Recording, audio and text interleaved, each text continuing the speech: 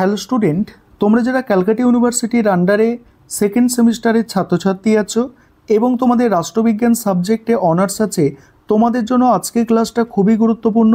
আজকের ক্লাসে তোমাদের এসএসসি 2 পেপার থেকে গুরুত্বপূর্ণ 30টি এসএকিউ প্রশ্ন উত্তর নিয়ে আলোচনা করব, অর্থাৎ 2 নম্বরের প্রশ্ন উত্তর নিয়ে আলোচনা করব।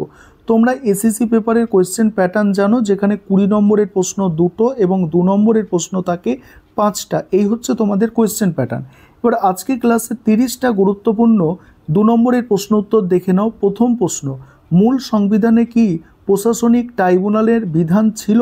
না, মূল সংবিধানে প্রশাসনিক ট্রাইব্যুনাল সংক্রান্ত কোনো বিধান ছিল না। এটি 1976 সালে 42তম সংবিধান সংশোধনের মাধ্যমে যুক্ত হয়। সেকেন্ড প্রশ্ন, প্রশাসনিক ট্রাইব্যুনালের সিদ্ধান্ত কি বাধ্যতামূলক? অ্যান্সারটা দেখো, প্রশাসনিক ট্রাইব্যুনালের সিদ্ধান্ত বাধ্যতামূলক, তবে এই সিদ্ধান্তের বিরুদ্ধে উচ্চ আদালত এবং সুপ্রিম কোর্টে আপিল করা যায়। তারপরে রিট কি এবং কয় প্রকার? রিট কি? রিট মানে হচ্ছে লেখক কি এবং এটি কয় প্রকার ও কি কি? রিট হলো হাইকোর্ট ও সুপ্রিম কোর্ট কর্তৃক জারি করা এক ধরনের আদেশ বা নির্দেশ, যার মাধ্যমে নাগরিকদের মৌলিক অধিকার রক্ষা করা হয় এবং আইনি প্রতিকার দেয়া হয়। 5 ধরনের রিট আছে, যেমন হেবিয়াস কার্পাস, এই ভাষাগুলোও তোমরা ব্যবহার করতে পারো। এছাড়া তোমরা লিখতে পারো বন্দি প্রত্যক্ষীকরণ, পরম আদেশ, প্রতিষেধ, অধিকার পিচ্ছা আর উৎপেষণ। এইভাবেও তোমরা 5টা লিখতে পারো। 32 নম্বর ধারার অধীনে 5টি রিট কি কি, অর্থাৎ 5টি লেখো কি কি? সেটাই আছে হেবিয়াস কার্পাস, অর্থাৎ বন্দি প্রত্যক্ষীকরণ, পরম আদেশ, প্রতিষেধ, অধিকার পিচ্ছা আর উৎপেষণ। এইভাবেও লিখতে পারো এবং এই ভাষাগুলোও তোমরা ব্যবহার করতে পারো। তারপরে আছে দেখো, ভারতীয় সংবিধানের কোন আর্টিকেলে রিট জারি করার ক্ষমতা আছে? ভারতীয় সংবিধানের 32 নম্বর ধারা অনুযায়ী সুপ্রিম কোর্ট এবং 226 নম্বর ধারা অনুযায়ী হাইকোর্ট রিট লেখো জারি করতে পারে। কোন রিটকে মৌলিক অধিকারের রক্ষক বলা হয়? হেবিয়াস কার্পাস বা বন্দি প্রত্যক্ষীকরণকে মৌলিক অধিকারের রক্ষক বলা হয়। কিভাবে সুপ্রিম কোর্টের রিটের এখতিয়ার হাইকোর্ট থেকে আলাদা? হাইকোর্ট সংবিধানের 226 নম্বর আর্টিকেল অনুযায়ী আইন এবং মৌলিক অধিকার উভয় ক্ষেত্রেই রিট জারি করতে পারে, কিন্তু সুপ্রিম কোর্ট সর্বোচ্চ আদালত হওয়ার সত্ত্বেও 32 নম্বর আর্টিকেল অনুযায়ী শুধুমাত্র মৌলিক অধিকার লঙ্ঘনের ক্ষেত্রে রিট জারি করে। তাই হাইকোর্টের রিট জারি করার এখতিয়ার সুপ্রিম কোর্টের চেয়ে বেশি। হেবিয়াস কার্পাস এবং ম্যান্ডামাসের মধ্যে পার্থক্য কি? হেবিয়াস কার্পাস এই রিট সরকারি কর্তৃপক্ষের পাশাপাশি ব্যক্তিগত কোনো ব্যক্তির বিরুদ্ধেও জারি করা যায়। আর ম্যান্ডামাস কি? এই রিট শুধুমাত্র সরকারি সংস্থা, কর্পোরেশন, নিম্ন আদালত, ট্রাইব্যুনাল বা সরকারের বিরুদ্ধে জারি করা হয়। তারপরে গ্রাম ন্যায়ালয়ের সদর দপ্তর কোথায় অবস্থিত? গ্রাম ন্যায়ালয়ের সদর দপ্তর সেই মধ্যবর্তী পঞ্চায়েতের সদর দপ্তরে থাকবে যেখানে গ্রাম ন্যায়ালয়টি প্রতিষ্ঠিত হয়েছে, অথবা রাজ্য সরকার বিজ্ঞপ্তির মাধ্যমে অন্য কোনো স্থান নির্ধারণ করতে পারে। পরের প্রশ্ন, গ্রাম ন্যায়ালয়ের সিলমোহর কি? এই আইনের অধীনে প্রতিটি গ্রাম ন্যায়ালয়ের রাজ্য সরকারের অনুমোদন নিয়ে হাইকোর্ট দ্বারা নির্ধারিত আকার এবং মাত্রার একটি সিলমোহর ব্যবহার করবে। ভারতে পারিবারিক আদালতের নিয়ম কি? 1984 সালে পারিবারিক আদালত আইন অনুযায়ী রাজ্য সরকারগুলি হাইকোর্টের সহযোগিতায় পারিবারিক আদালত স্থাপন করতে পারে। এই আদালতগুলির প্রধান কাজ হল বিবাহ এবং পরিবার বিষয় সংক্রান্ত বিরোধগুলির দ্রুত সমাধান করা এবং সমঝোতার চেষ্টা করা। ভারতে পারিবারিক আদালতে কি ঘটে? ভারতের পারিবারিক আদালতে সাধারণত নিম্নলিখিত বিষয়গুলির বিচার করে: বিবাহ বাতিলের জন্য আইন প্রক্রিয়া, বিবাহ বিচ্ছেদ মামলা, দাম্পত্য অধিকার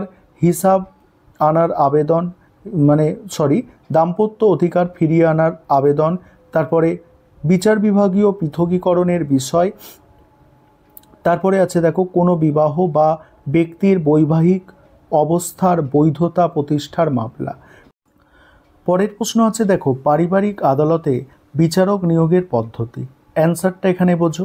সংবিধানের 124-এর 2 আর্টিকেল অনুযায়ী সুপ্রিম কোর্টের বিচারকদের রাষ্ট্রপতি নিয়োগ করেন। এই নিয়োগের সময় রাষ্ট্রপতি সুপ্রিম কোর্ট এবং হাইকোর্টের বিচারকদের সাথে পরামর্শ করেন।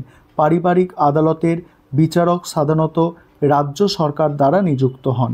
পরের প্রশ্ন উত্তর আলোচনা করব, তার আগে একটা বিষয় তোমাদের বলার আছে।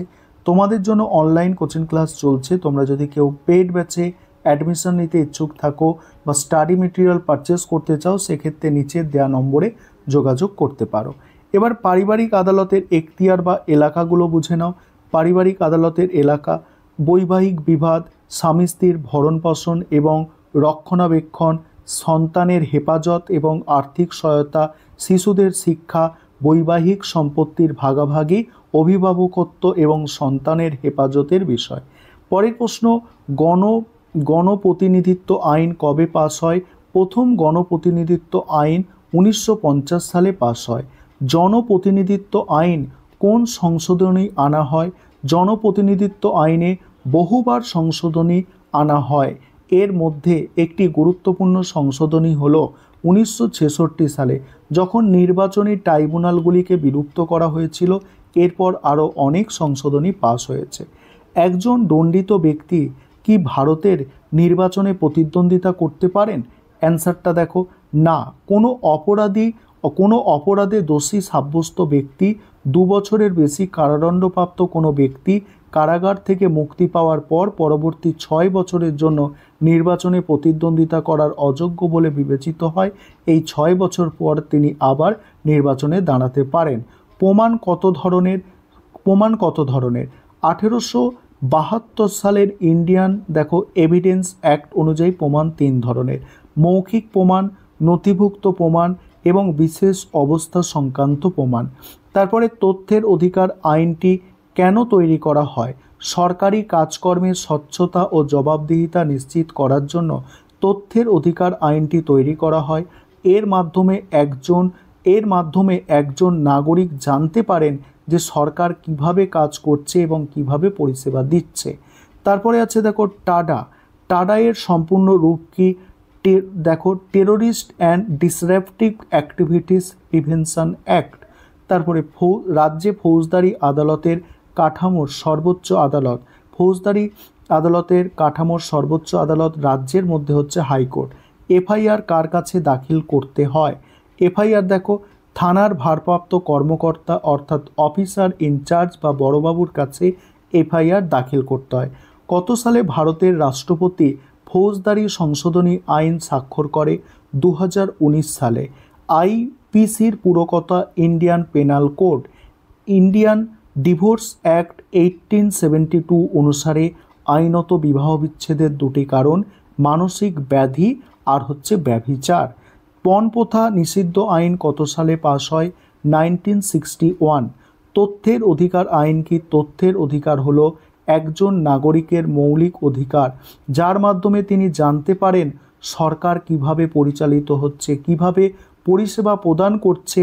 সরকারি কাজে স্বচ্ছতা, জবাবদিহিতা আনার জন্য এই অধিকার অত্যন্ত গুরুত্বপূর্ণ। তাৎক্ষণিক 3 তালাক কি? তাৎক্ষণিক 3 তালাক কি?